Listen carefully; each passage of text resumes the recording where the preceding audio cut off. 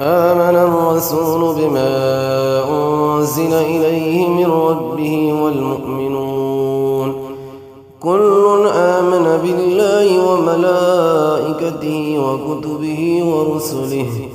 لا نفرق بين أحد من رسله وقالوا سمعنا وأطعنا غفرانك ربنا وإليك المصير لا يكلف الله نفسا إلا وسعها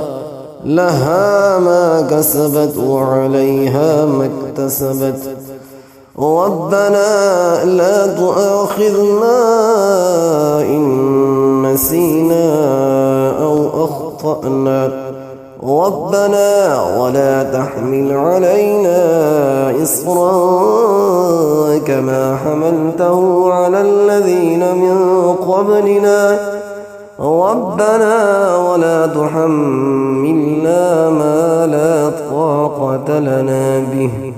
واعف عنا واغفر لنا وارحمنا